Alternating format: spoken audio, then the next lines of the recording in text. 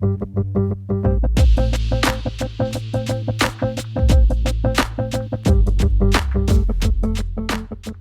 everyone, and welcome back to Master Your Life Beyond the Boardroom. I am your podcast host, and I have an international guest with us today. He is a serial entrepreneur. All right. Now, this is a term that I've heard. I didn't know that it meant having multiple. And I'm going, Jeff's got 10 businesses or maybe even more. We're going to delve into this because I think this is going to be probably a lot for you to digest, but at the same time, so powerful. And actually, the possibility of what you can create when you're a high performer, when you're someone who wants to go after it. Now, he is an ex-athlete. He's worked with athletes. They have lived at his home and he's got them ready for the season ahead. He is the founder of OC Property Solutions. He's in the construction industry. He's a father. He's a husband.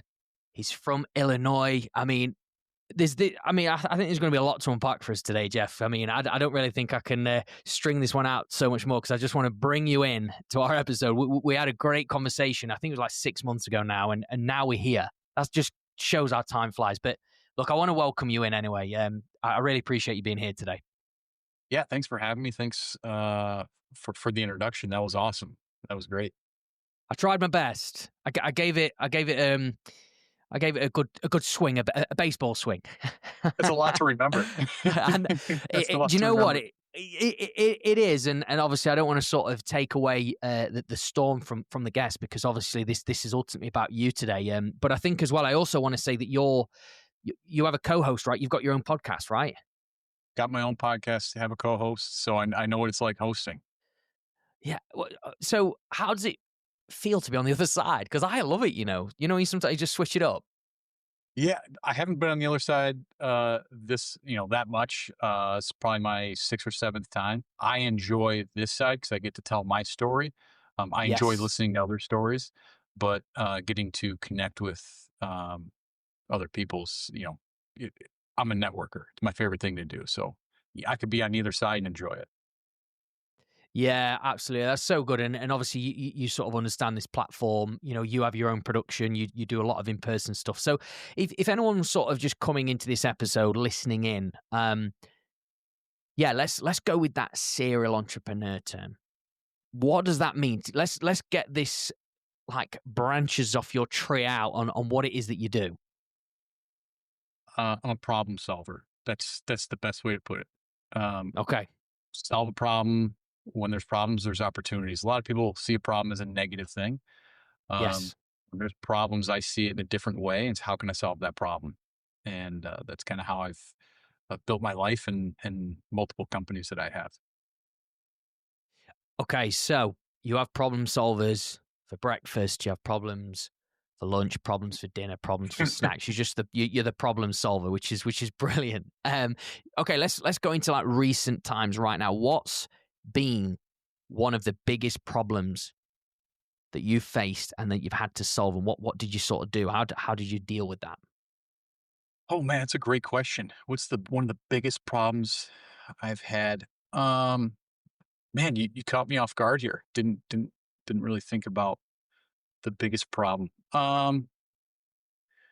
Here's a great one for you. We were using an app for my construction business. The app was great, and I saw a lot of problems with the app. It crashed a lot on us. We have about 50 members, 50 employees on our team, and it was clunky. And I called two of my friends that are developers, and I said, "Can you solve this problem?" Um, we solved that problem. We now have our own app on um, the Android store and on the iOS Apple store. And we sell that Nice. app now to other construction companies. Mhm.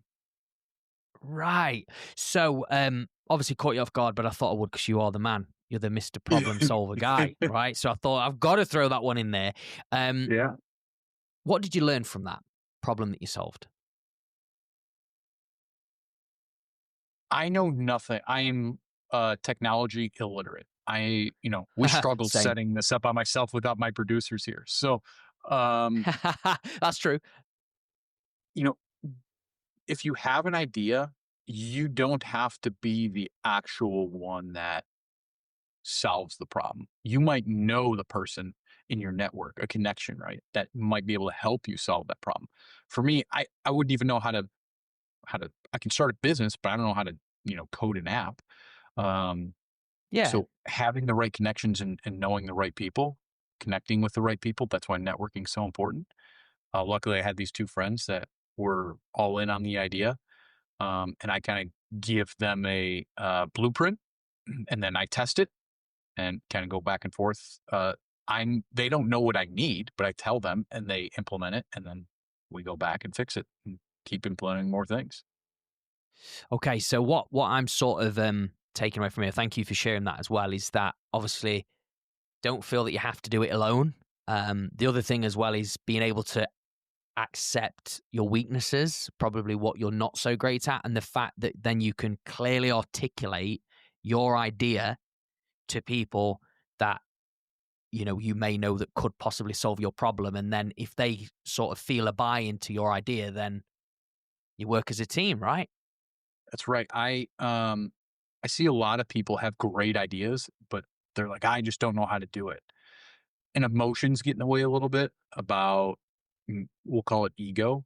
That Okay. I don't want to ask somebody for help. Yeah, yeah. That's that's what we're here for. We're here to help each other. We're supposed to help each other. So I think the everyone has the ability to solve problems. I just think you got to think outside the box a little bit. So this is a skill you have then, thinking outside the box. Where did that skill come from? Or how was it created, designed? Yeah, I remember as a little kid asking my dad, "How do you know how to fix everything?"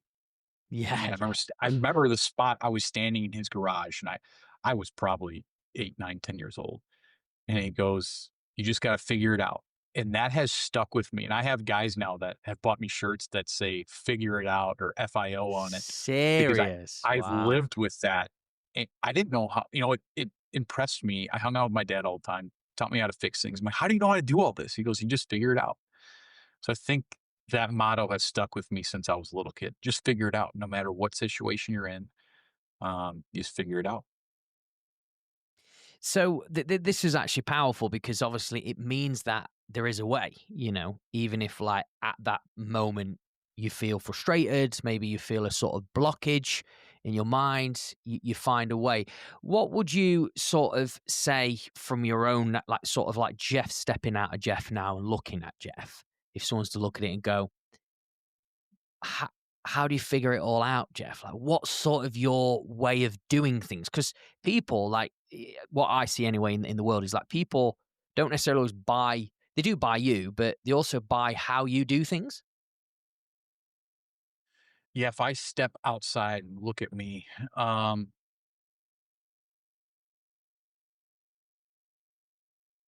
I think I do a really good job at um, communicating with people, staying in touch with people, actually caring for people.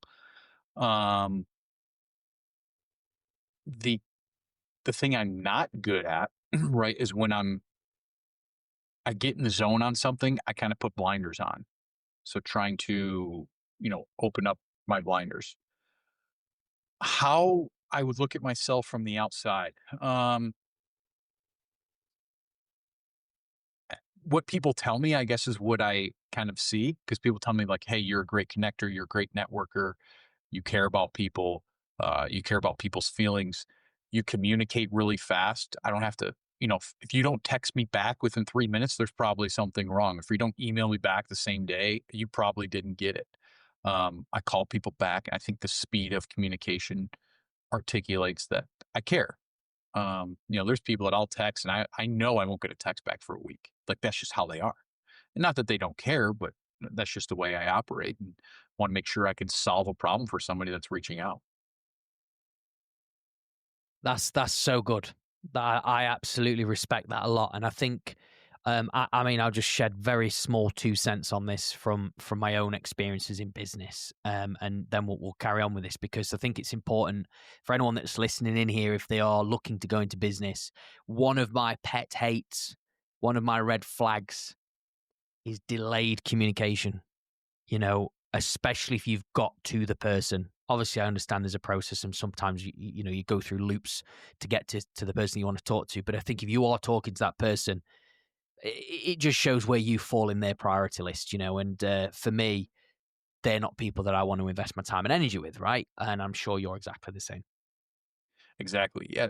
When you're starting your business, sometimes you have to deal with those things, and you Oh, kind of sure. have to be a yes man, yes person, and um, that's tough at the beginning. But as you grow your business and you become established, you can move those people to the side and work with people you really that have the same values as you, and want to accomplish the same thing. Yeah, yeah, I think that's so good. Obviously, we're gonna you got to learn, you know, these lessons, these insights. So, look, for you, it's very clear from what obviously I've got a bit of an understanding of yourself, and I'm sure some of the guys are starting to feel a little bit about who you are as a person. Obviously, you're very great you know, you're a good, clear communicator. You know, you've got sort of your heart on the sleeve, and you want to help people, and yeah, you care about people, right? Which is brilliant. I think that's what goes a long way. I think the giving aspect and somebody that's got that inside them. It's not even forced. It's just who you are. I just want to know, sort of you've got all these business partnerships. Obviously, a great network, a great communicator. I'm just curious. Do these guys sort of? So, I mean, how many businesses did you say you had? Sorry, was it 10 or something, or was that we're shooting too high? Or Uh, part of businesses, or yeah, 7 or 8. okay. Wow. I mean, that's crazy. Do these guys reach out to you, or is it your idea? Or are they just hiring you or they see you as like a business partner? I'm just Um, the current businesses that I own, because I've sold businesses, right. built them, sold them, I've bought businesses. The current ones I'm in now, I would say I'm the leader of, or the starter of the team. I'll give you an example. There was one business that I had started about 5 years ago, and I don't want to go into too many details, but the to obtain the license in the state, you have to have certain types of backgrounds with people, certain experiences. I knew everyone that had these different experiences to obtain this type of state license. And I said, I went to a guy who was much smarter than me. I said, hey, I can put a team together, but you're going to have to lead the team. Are you good with that? He's like, if you could find these types of people for this, I'm all in. So that's what we did. So I step back after I put the team together, and then I just do what I'm asked. Where in some other roles, I am the leader, or I am um, sometimes the guy that just gives the guy a shove a little bit, like, "Hey, let's get started here. Let's go." Kind of in the background. Each role is different, and I'm okay with each role. Just based on knowledge and experience is kind of where I land in the day to day with it. Yeah, yeah, definitely. And I thank you for sharing an example because that helps as well. So you're a leader, and I think all leaders are good communicators. So where did this leadership come from? Was it delivered from like your father, your family, or did you sort of again build that through your life? Yeah, tell us a little bit more about that.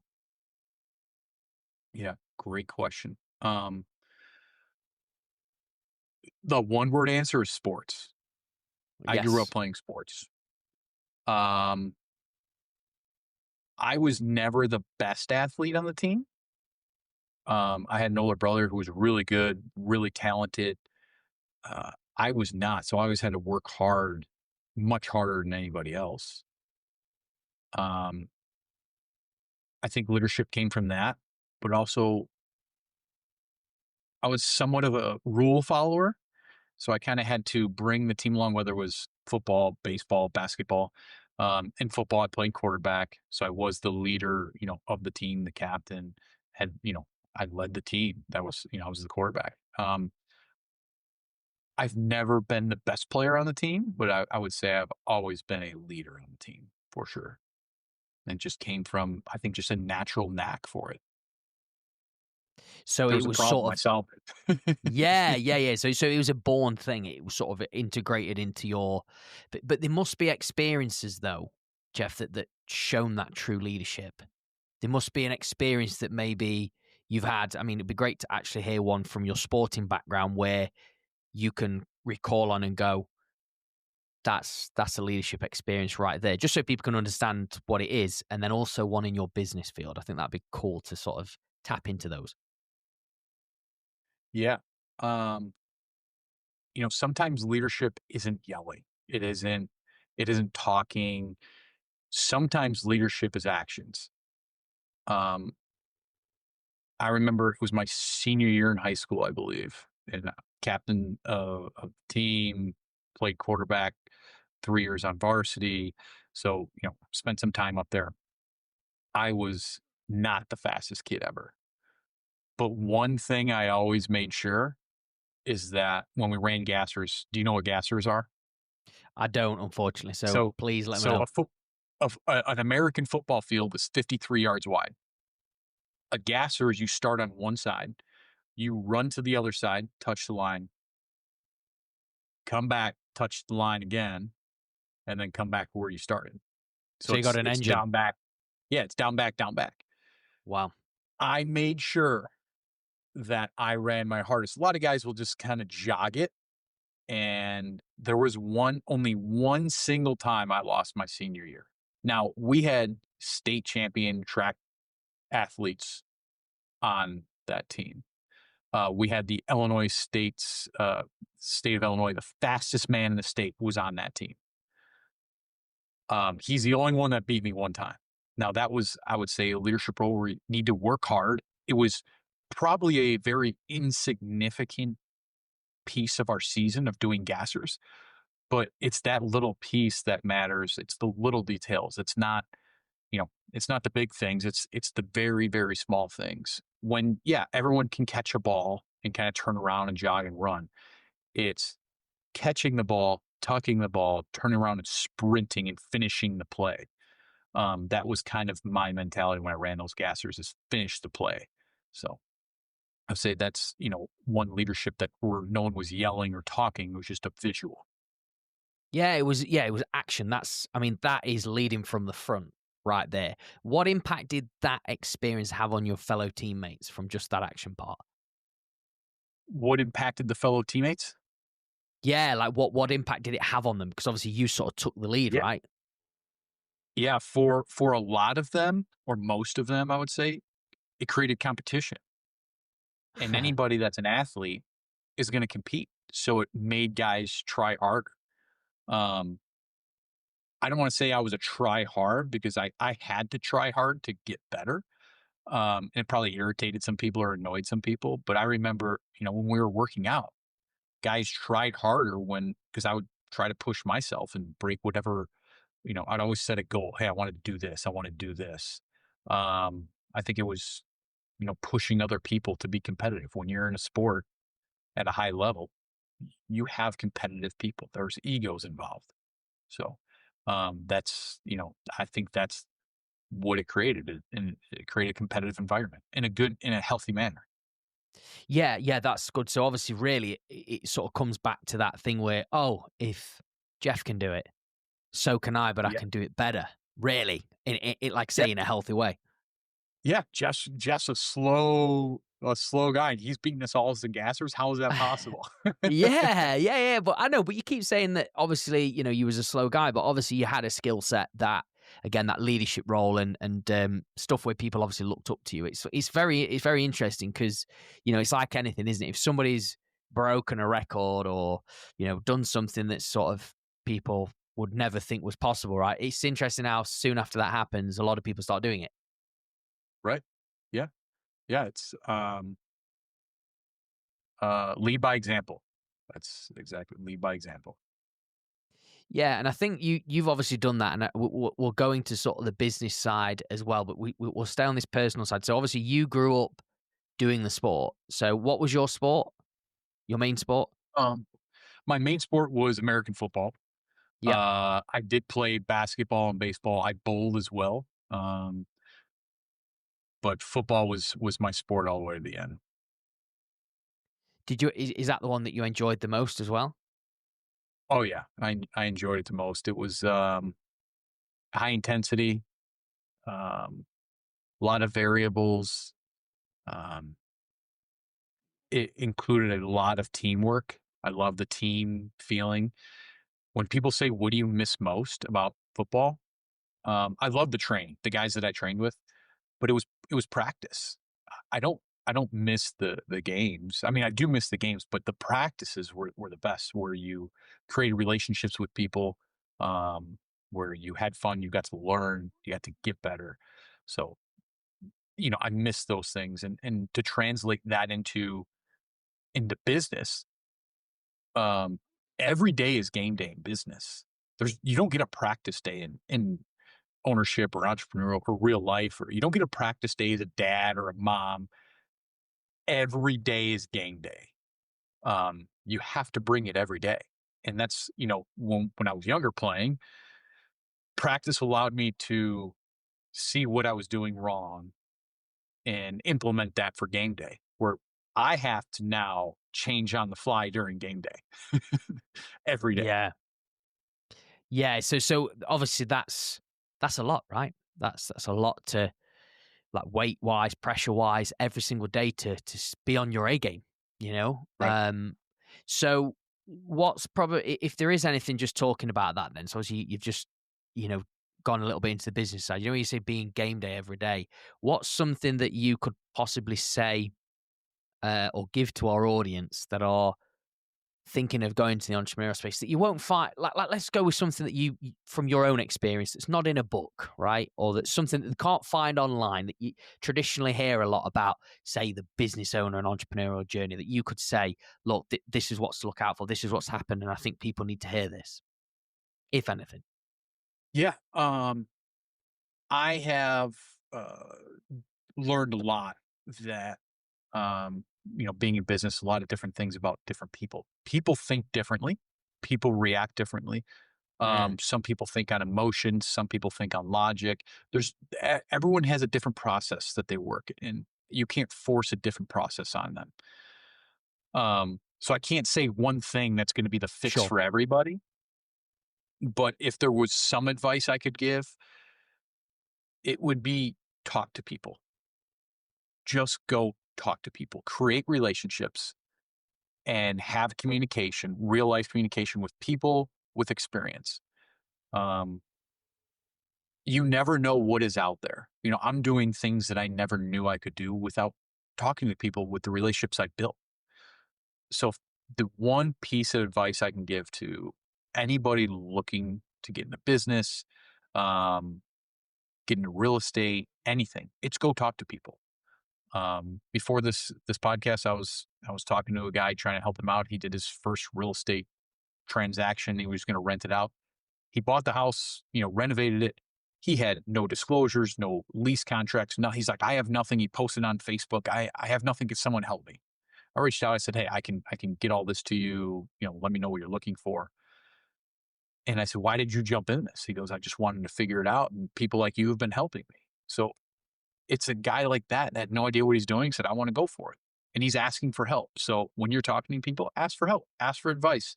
Sometimes it can be really bad advice, but you have to file that away in to your memory bank of where that belongs and what you want to do. And I think it'll help you understand better in life what you want to do, what niche you want to be in. Um, there's a gentleman that lives pretty close to me, played in the NFL for probably 9, 10 years. He was an all pro, made a ton of money, never has to work again in his life. And he was bored. And he got into the construction industry, not from talking to me, but he was in real estate and started talking to a buddy that was in construction and calls me up one day. He's like, I think I want to do this. I'm like, well, let me introduce you all the people that can help you. Right. So just somebody reaching out, asking for help. So I think the best advice I can give to somebody is just go talk to a human. I think that's so powerful, though, Jeff. I know it comes across like the simple way. It's not easy, though. It's not. I think it's really hard for people to go and talk to people today, humans, right? With the sort of world we live in. So just on that note, then, I'm guessing you've already answered it, but what's been the best piece of advice that you've received from somebody else in the business world? I've received a lot of great advice. Um, there's not one particular thing that sticks out to me besides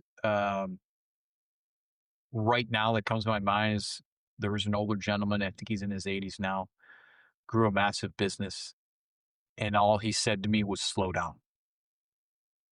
That's all Aha. I said. He goes, best business advice I can give to you, kid, is slow down. He goes, when you slow down, everything gets easier and everything works much faster. I I didn't get what he was saying. That was back in 2015 or 16. Um, and now I understand what he's saying. It's hard to it's hard to grasp that if you aren't experiencing it, but I did not know what he meant by that. But by surrounding myself with the right team, I now understand what he means by slow down. Things will work faster and get easier when you do that. Um, it's probably one of the best pieces of advice that I remember, off the top of my head. Um, that honestly, Jeff, is exactly one piece of advice that stuck with me. Um, and maybe this is an athlete thing. Maybe when you've been in sports, and obviously we've both been in sports as well. We had a chat about this, didn't we, as well? My coach that I had at the time that told me to slow down said, "Luke, you're like a Ferrari with no tread on the tires." Yep. That was it. I'll never forget it. Yeah.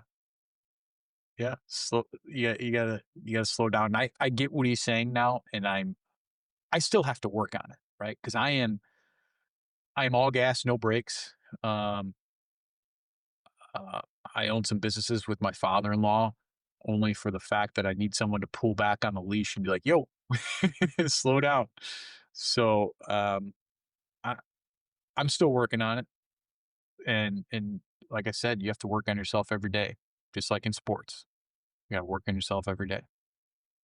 Yeah, so let's go deep into that then, because I like that. Obviously, people will probably be, and this is very common, especially in stages of life where you put yourself at the bottom of the pile. You don't slow down. Life's chaos. Life seems a blur. You're sort of in this fast lane, and you sort of miss the presence. You miss your kids growing up. Obviously, you're a father as well. What do you do? What's the best thing that you do in your life that helps you slow down?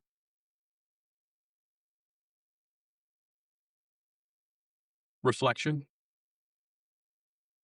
Um, take a moment to see where I'm at, process, evaluate. Um, take a little bit to think where everything is, where everyone is in your life. You know, think about the conversations you had, what people were really trying to tell you, read between the lines.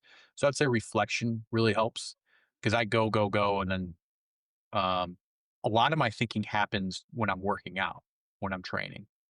I don't know why, it just gets the blood flowing. Um, so I would say reflection is what gets me to slow down because then I understand, all right, here's where I'm at. Here's some things I need to change. Here's where I need to slow down. But it's things are compartmentalized. And that's just kind of how I live my life. It's you have to organize things and control chaos. I mean, you can understand that. Yeah, definitely. So the reflection, Jim, it's very interesting what you've sort of said there about where your sort of best ideas come from with energy, like blood flow, movement is medicine, all those sort of things. I think, yeah, that's where the cogs start turning, the mind starts working, and you sort of then gain some more clarity. So when you reflect, is there a particular environment that's the best place for you to reflect, where you sort of then get to sort of bring the calm to the chaos, maybe of the day or anything like that? Um, there's two to three places I do a lot of reflection. Um, I do a lot of walking uphill on a treadmill. Um, that it's a 10-degree incline at 2.6 miles an hour. It's it'll get your heart going. So there is some reflection going there. You have to remove yourself from that space, and then the sauna. I do a lot of sauna, so I sit in there, no phone, get to reflect in there. But also in the gym, um, when I'm lifting, right? You're looking at it's you, the weights, in the mirror. Like you're Yes. looking at yourself. So there's a lot of, if you're willing to be vulnerable, there is a lot that can happen in front of that mirror while looking at yourself, as long as you're honest with yourself. Has there ever been a stage that you've looked in that mirror that you've not been happy where you are and you've had to be honest with yourself? Oh, hell yeah. And I mean, what was that? What did you say to yourself, Jeff? I'd just love to know as an example. I think it's really good, this stuff. I, um, I don't want to come off as egotistical or that I'm better than anybody, but I look at myself, I hold myself to a very high standard. I'm Yeah. very critical to my my mind. I'm very critical to my body. And there's been times where I have been working out and I look in the mirror and I'm kind of having an epiphany where it's like, what are you doing? What are you trying to accomplish? What's your goal here?" And when I ask those questions to myself, it creates clarity. But I remember a time I'm in the gym right over here, and I'm working out. I kind of stopped. I put the weights down. I put my hands on my hip and looked at myself and just was like, "What are you trying to accomplish? Like going, you're making yourself crazy. What are you trying to accomplish?" So asking yourself, like, what is your end goal here? And when I talk to other entrepreneurs and business owners, there's a lot of guys who get to the end and sell for 100 million, 200 million, 50 million. It's never been that end. It's during the chase, who you get to help, what you get to see, what you provide for your family and friends, what you provide for the people around you, the help you get to provide to customers. Um, that's it. Everything that happens in the middle. At the end, yeah, you get money, but I think a lot of those guys get bored and they're like, man, I want to go back to helping people. Um, it's the it's the journey, but you have to decide who you are and what do you want to accomplish within that journey. Those little micro accomplishments. You have your daily, like, I have to get this done today. I need to get this done this week, this quarter, or this month. This year. Here's where I want to be. Whether it's financials, whether it's growing your business, working out, training, you can relate that to anything. But I think you have to have the crazy goals, right? I have goals. People are like, you're insane, but you have to have the micro goals that you can accomplish, that are accomplishable, right? Hey, I'm going to get up. I'm going to take all my vitamins. I'm going to go on a 20-minute walk. Like, those are micro accomplishment goals. I'm going to make sure I drink this much water. Consistency and the compounding consistency is, so people don't understand how important consistency is. You can have one great workout. That doesn't mean anything. Have 5 mediocre workouts. You're going to be way better than the guy that had one good workout. So consistency is important. Yeah. I mean, you're literally, well, we're basically singing from the same hymn sheet here, Jeff. I think obviously if you are a business owner, you've got to have consistency in business, but also consistency in your own personal performance. I think that's obviously a key thing. Two big words that are like screaming at me right now from what I've heard so far, just from your life's journey, is connection and consistency. Right. So there's got to be a connection piece. So that's through conversation, that's through nurturing and building relationships, lasting ones as well, hence the reason that you are a serial entrepreneur.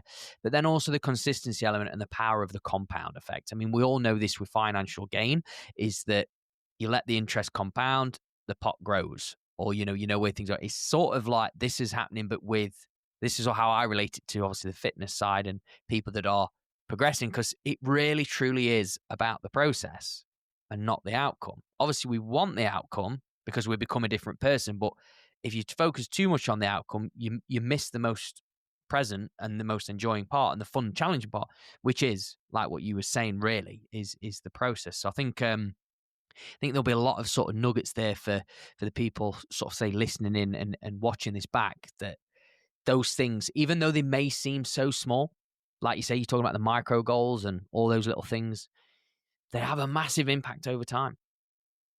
They do. They do. The small things, just smiling. You smile at somebody, and I just came home from Disney World in Florida, and I have 5 kids. Walking through the airport, my kids look happy, and I started looking. Everybody sitting in the chairs as I walked to our gate. Everybody had this like stoic or sad look on their face. I'm like, you are in Florida. It is Yeah. sunny here. It's 80 degrees right now. There's no humidity, which is not typical for that area, but it's November. Um, and when I walk past people and I catch myself smiling and they smile at me, that little impact, it is it is so contagious like smiling is very contagious. But the difference, I think, and I don't know anything about psychology, but I think there's a lot to be said about when you are smiling. It just makes you feel better. It makes you Yeah. in a more positive attitude, and you can help other people out with just simply smiling at them. That's it. Mm. Mm. Yeah. Oh, I mean, yeah, I think that's a great thing right there. Just smile more. I sort of have it where you just say hello to 3 people. I mean, just trying to keep it very simple and easy. Just say hello with a smile, right? Like what you're saying, and it's an invitation. I think. I think once you smile, it's an invitation.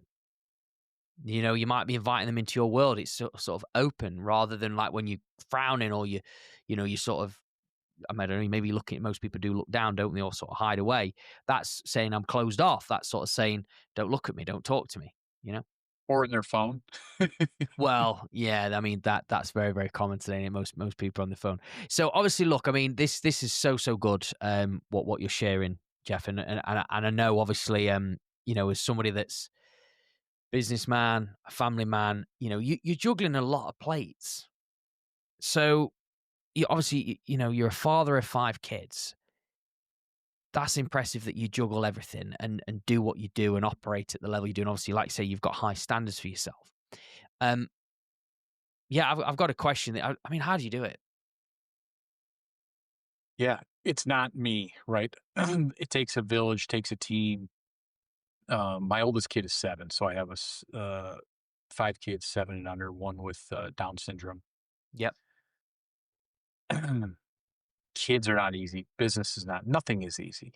You can make it as easy as you want or as hard as you want. But it takes a team. It takes having the right people around you. So juggling everything that I'm juggling, I couldn't do it without my wife. Like I'm able to do and get involved. I sit on many charity boards. I'm the president of a charity that raises money for special needs, um, or children with special needs. I could not do it without her. So having the right teammate, having the right person that believes in you. So when you say, how do you do it all? I don't do it all. Right? How do you Yes. juggle it? Yes, I do have to juggle being a father and Of and course. answering my phone at night. You kind of what I said earlier, you have to figure it out, but it's a little bit of like, all right, this needs propping up over here. All right, I got to run back over here and, work on this a little bit. I got to run back over here, but I don't have to worry as much when I have, you know, my wife and family helping out. Um, there's a lot more variables than me just being a good dad and a good business owner, or a good person or a good friend. I couldn't be those things without the right team around me. Without OC Property Solutions. My brother-in-law is our CFO, and he Right. runs the day to day with my 2 best friends that grew up across the street from me. So the guys running my business they're my team. They're the guys that have been with me since kindergarten and second grade. They know how I That's operate. that's like so unheard of though, Jeff, you know? Like family and then close friends in business. I mean, there's something that we hear a lot thrown around. I don't know if you get it in the USA as well, but in English, it's like, don't go into business with your friends. Don't go into business with your family, unless it's like a family run business, but don't like go into like a business partnership. Because you see what I mean? Do you hear that a lot or not? Oh yeah. Everyone says I'm crazy because every business I've had, um, I've given sweat equity to friends. I've been in partnerships with friends. I've never been in a partnership with somebody I didn't know. Right. Um, I want to know it's a marriage, right? You have to trust that Yeah. person. Yeah. And I know these people. I grew up with them. I stayed in touch with them. I know what morals, ethics, and standards that they have. And who better to work for you than people you grew up with that have the same standards as you? Yeah. I mean, for me, that's great. I'm so happy for you and, the people that are part of your business, but eh, I just don't ever come across that. I think you're the first guy that I've had on this show, honestly, that has multiple businesses with family and friends, right? Yeah. Yeah. I think um the one I own the tech company with, his dad and my dad went to kindergarten together. So that's Wow. how far back that one goes. Um it's there Every single business I have has a story behind it. Mm. This again, it's connection, though, isn't it? I mean, we're going back to that piece right there. You've got a connection with these people because obviously they're friends, they're family, and you're very good at, like you said, you're a great networker. You're great with people. Obviously, your actions as well. You're a leader because obviously, you're going into an airport and you're just smiling at randomers. And then you're thinking, "Wow, what's wrong with these people?" But you just do. It's not like you're thinking about. You're just doing it. Yeah. Yeah. I do remember looking at them. I'm like, why are they all so mad? And it's just it. Maybe it's their natural reaction. Maybe they're brought up in a negative environment. Who knows? They always think about negative things. I don't know. Yeah, I mean, yeah, they could be loads of things. Maybe they just don't like airports. Who knows? But the fact that you've just had a trip to Disneyland, how was that, by the way? Was it a good trip? So Disneyland's in California. Yeah. We were in Disney World, which is in Florida. We go often. Um, I enjoy it. You get to kind of remove yourself mentally from the real world, and they do such a good job there with experience. Um, one of our One of the things on in our vision for OC Property Solutions is give the customer a great experience because they're Okay. not buying plumbing from you. They're not buying a water heater from you. They're buying experience. They could buy that from anybody. You know, Anybody can come in and change a switch. Anybody can come in and um, put a new furnace in. They went with us for an experience. They don't Mm, care what the pipes look like in the wall as long as it's done properly and it's going to work mm. and So last. But they're buying the experience from you. So what I love about Disney is the experience. yeah, It's just yeah, something yeah. you get to look around, see everything's clean, all the bathrooms are clean. You can, you know, it, it's operating and it gives you a great experience. That's that is exactly what we said earlier, right? I said people don't. I mean, they do buy you, obviously, but when you talked about that experience bit there, it's obviously people buy how you do things.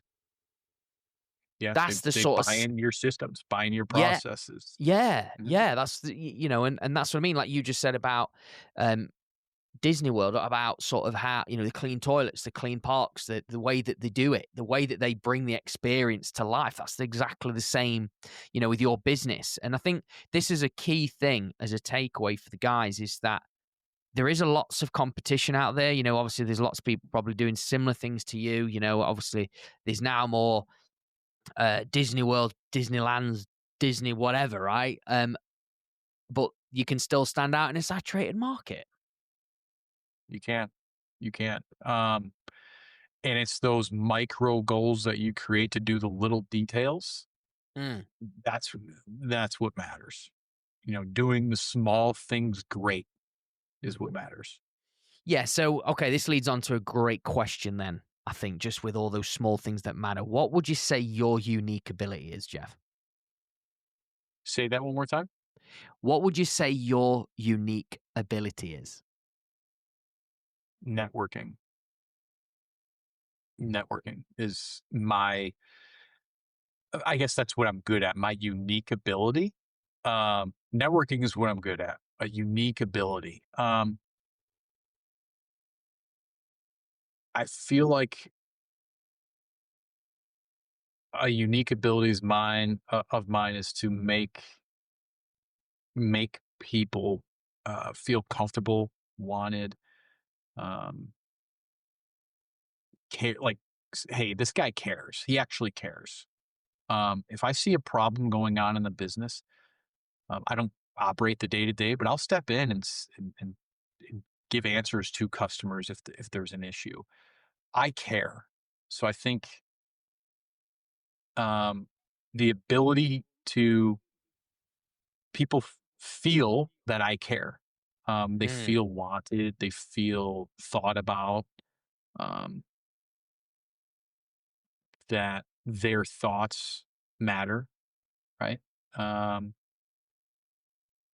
the connection with a human, I think, is a unique ability of mine to be able to connect with people. It's kind of funny. My not to go off on a tangent here, but my wife goes, "How we were having our third kid, I think," and she goes, "How do you?" We're driving to the hospital. She's like, "How do you know everybody? You know, my phone's ringing all the time. We can go to any state. I know somebody there." Um, She goes, "But this time we were at a different hospital, I think for our third child, we went to a different hospital." She goes, "I swear, if you know another nurse at this hospital, because the first 2 children, I knew most of the nurses and That's doctors in crazy. there." And she goes, "I swear, if you know one of them." Of course, sure enough, went to school with one of them. She's like, "You're insane." So I have a unique ability to connect with people and have people kind of remember that experience. Um, Whether it was, from grade school to high school to, I met him one time and was able being relatable. That's the best. That's the word I was looking for. Being relatable. It's the best way to put it. Well, I think we were meant to have this episode, Jeff. I'm just laughing, smiling as well because what you just shared there from an experience from your wife is honestly, if I don't know that Abby will ever listen to this, but she says exactly the same thing. You know, I think we're definitely aligned and have got very, very similarities here about the connection piece, people knowing you everywhere, all over the world, or you go into a place and they sort of know you. You know, we've just recently been away to, sorry, not to take it away from what you said, but just we've been away to like a bit of a magical winter wonderland, right? And I was sort of, I said I'd be back in 5 minutes. I went to drive the car back away because obviously it's all like eco-friendly and stuff like that. And I bumped into an old football manager. He was there on the exact same weekend that I haven't seen since I played, and we're talking probably 4 years ago now. And he's like, "No way, Luke, what's happening?" And he was there with his son, who I used to play football with like 15 years ago, and they were all there as a family. And it was just we got chatting, and then she went, "Where?" She was like, "Message you, where are you? Where are you?" And I went, "You never guess what I've just seen. You never guess what I've just seen." And she was like, "Go, we can't go anywhere. I can't take you anywhere. Everywhere you go, you know somebody." I just think it's Yep. funny, man. It's good that you have that. It is a unique ability, and I think it's good. It's a great skill. So I love it. I love going somewhere. Hey, how you doing? You know, and it's good. I love it. Yeah, I enjoy it. We were in Disney. I knew a couple people that were there.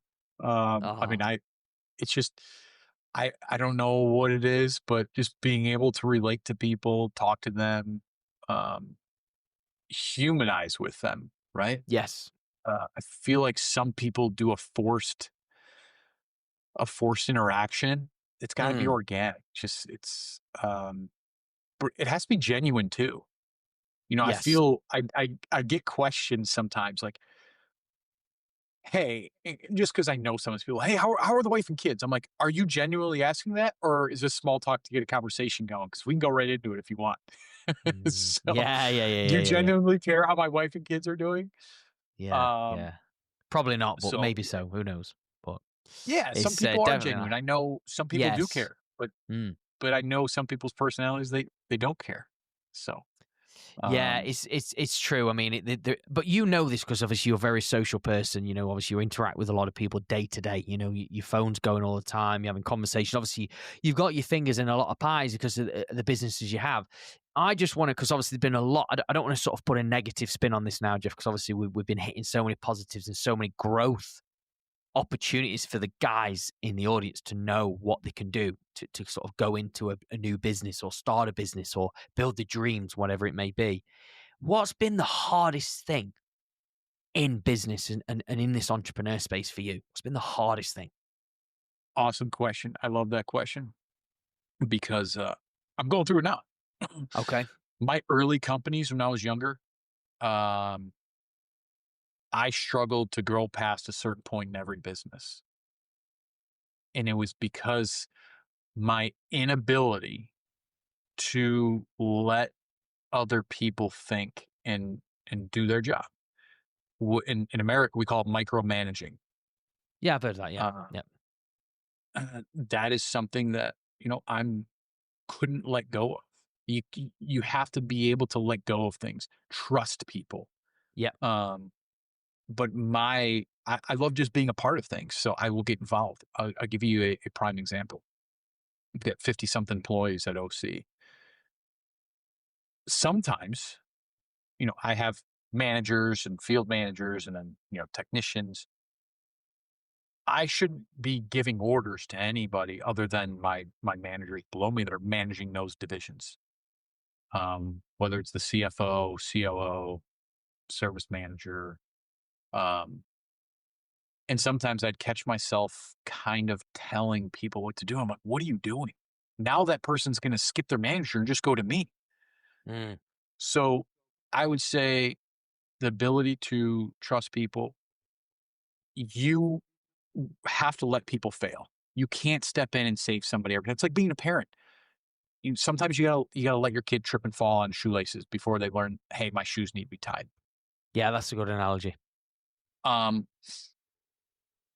don't let anybody get hurt, but let them fail a little bit. So you're like, oh, that's why you were making me do this. So we had one of those this morning. Oh, that's why you were saying that. Now I get it. Mm. Um, you have to let people experience the bad so that they understand your point of view. And I would try to be everybody's everything and save the day and try to be involved in every decision. Can't If you want to grow, remove yourself. Mm. There's much smarter people. I'm not that smart. I've surrounded myself with smart people. I need to let them think for themselves. The team element again, though, Jeff, sort of shared there, allowing everybody having their, strengths and weaknesses, but also I think that space to learn and grow, absolutely to fail. I mean, I've openly said this, that I've always learned so much more in failures than I have success. I feel like I've just, even though it may felt, I don't know, a brick wall at the time, or maybe I felt so deflated, I still came out the other side a better person, right? And I think that is tough, and being honest about that, I really appreciate, because this is stuff that isn't, I don't feel, shared enough, especially around the managing part, and just allowing people to learn, because everything is sort of done for you, or like it's like you, whatever role you've got, it's like I've got AI, or I've got this, I've got that. It's like you're not actually learning and doing anything for yourself, basically. Yeah. Um, a lot of things that, you and I see online are the good days. You see it on Instagram, Facebook. You see Yeah. everyone good days. Nobody posts like now I don't share my negative things with people because I don't want to come off as a negative person. I always try to turn my negatives into positive and I want to try and bring positive energy in the world. But one of the things that we don't see is like, oh, how are all these businesses having great days every day? That's not the case. There's bad days, there's struggling days, there's days you have to get better. When you Mm. train, when you train for sports, there's days that you failed. You're like, I'm just not having a good day. And Yeah. that happens. Hmm. But your mental ability to push through that is what makes you better. So, um, but people don't share enough of the bad things that happen to help people out. Um, and I think, you know, everyone wants to say, "Hey, everything's great, everything's good." That's okay to be positive, but also understand that there are going to be bad things that happen, and you just have to fight through 'em. Yeah, I think it's accepting there's going to be tough days and knowing that yes, whatever you see on the Mhm. external isn't truly reflected on the internal. And this is coming up a lot now. Like it's easy to filter on your Instagrams, on your social media pages, but when you sort of pull the filter off, you see that it's relatable and that oh my gosh, they're actually going through what I'm going through. There's a lot of stuff going on behind the scenes. I love Sure. this. We are getting towards the end, Jeff. Which it's it, it's actually like I know we could probably like smash this out for 3 hours. To be honest, we could keep going. But just if anyone sort of wants to connect with you or find out more about what you do, because obviously I think you're a very interesting guy. You've got so much going on. Where's the best place online where people can reach out or connect with you? Yeah, I have a Facebook page. It's just my name, Jeff Kohl, Kohl. I have an Instagram. It's J underscore Cole underscore six. I've got a YouTube for my podcast. Um, it's called The Plug. The reason it's called The Plug is I like connecting people. That's Yes. Yeah. I'm a connector. So um, yeah, it's I can give my email if you want. people people can reach out on there. So What? Yeah, we yeah, can add that in the show notes, Jeff. Whatever we'll make sure every link's there so people can click and reach you. mhm, 100%. yeah, definitely, Yeah, definitely. we'll add that in there. So, this last question that I want to ask, that concludes the episode. I ask it every single guest. I'd love to know from your perspective, what does mastering your life mean to you?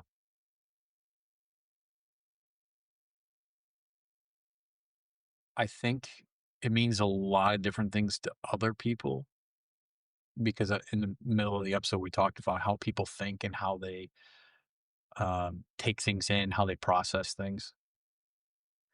When you say what does mastering my life look like to me, there's one word that comes to mind, and it's peace. Um, but mastering my life,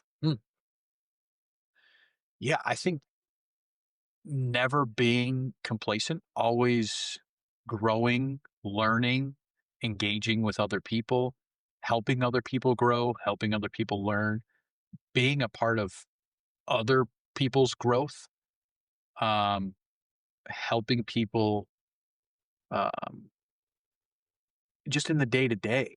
I mean, we're all here on Earth that there's no reason to fight and argue. We can help each other, and we can all succeed. One of the best things, one of the best meetings I had with another, I would say, competing company the other day was this guy came in. He does this same exact business. We're in the same area. Someone's like, "Why would you meet with him? He's your competitor." I'm like, first of all, there's enough work for everybody. Second, if we can both help each other out, like me helping him isn't going to put me out of business, and him helping me isn't going to put him out of business. It's going to help both of us. Yeah. And I think that's where a lot of people um, struggle is their willingness to help because they think it's going to hurt them. Um, but mastering my life, uh, just just get a little bit better every day and make people around me better every day. Whether it's a smile, whether it's as little as holding the door for them, because they got their hands full, or just letting them know when their kids are going crazy and they're having a bad day, like, hey man, you're gonna wake up tomorrow. It's gonna be good. You'll be all right. So just taking that deep breath. But yeah, I would say a little bit better for me, a little bit better every day for helping the next person. I think that summarizes it really well, Jeff. Obviously, the peace element, obviously the communication, the helping people sort of get the best out of people. That team element, obviously, you're a team player. I think is a great way to sort of end this. So, I mean, from my side, this has been epic. This has been a great, fun episode, and I just, yeah, finally from my side, it's been great having you on our show, and I really appreciate you investing this time with us today. Thanks for having me on. I appreciate the conversation and all the conversations we had. So thank you so much.